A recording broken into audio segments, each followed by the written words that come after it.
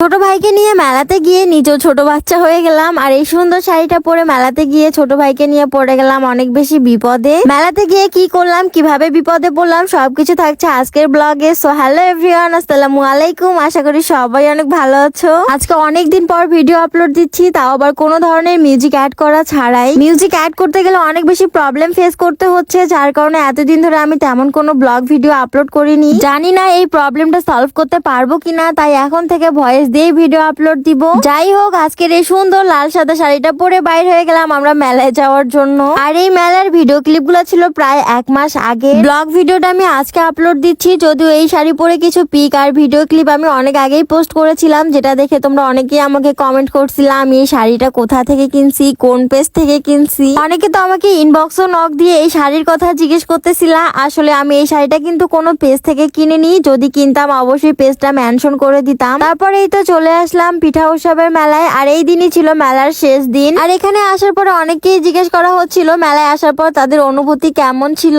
আর আমার অনুভূতির কথা আর কি বলবো, এমনি শাড়ি পরে আসছি মেলায়, তার উপর ছোট ভাই আমার কোল থেকে কেন জানি নামতেই চাচ্ছিল না। অনেক কষ্টে ওকে নামাই রাখে এখন ওর জন্য একটা চিপস নিয়ে আসলাম। তারপর দেখো আবার কোলে আসতে চাচ্ছিল। তারপরে তো ওকে নিয়ে কিছু রাইডে উঠলাম। আর এখানে ছোট বাচ্চা কোলে থাকার কারণে অনেক বেশি আসতে চালাচ্ছিল আর অনেক ভালো লাগতেছিল। ওখান থেকে নামেই আমি এই ট্রেনটার মধ্যে উঠে গেলাম। আমার লাইফে এই ফার্স্ট টাইম আমি এই ট্রেনটাতে উঠছি, তাও আবার ছোট ভাইয়ের জন্য। মেলার শেষ দিনে আমরা অনেক বেশি এনজয় করছি। আর এখানে যতগুলো রাইড ছিল সবগুলো রাইডেই উঠছি। ঘোরাঘুরি করতে করতে আমাদের প্রায় সন্ধ্যাই হয়ে গেছে, তাই একটা কেক নিয়ে নিলাম। এই কেকটা আমার ভাই ফার্স্টে মুখেই দিতে চাচ্ছিল না, দেন একটু মিষ্টি পায়ে পরে খাচ্ছিল। যাই হোক, আমার ভাইকে দেখে সবাই কিন্তু মাশাআল্লাহ বলে দিবা। খাওয়া দাওয়া শেষ করে আমরা টিকিট কাটে নাগরদোলনায় ওঠার জন্য ওয়েট করতেছিলাম। আর এখানে সুন্দর একটা ব্যানার লাগানো ছিল আর অনেক আচারের দোকানও ছিল। সন্ধ্যার পরে একটা কিউট বাচ্চা এখানে নাচানাচি করতেছিল, এটা দেখার পরে চলে গিয়েছিলাম বাসার দিকে। যাই হোক, আজকের ভিডিও এই পর্যন্তই। সবাই ভালো থাকবা, সুস্থ থাকবা, আল্লাহ হাফেজ।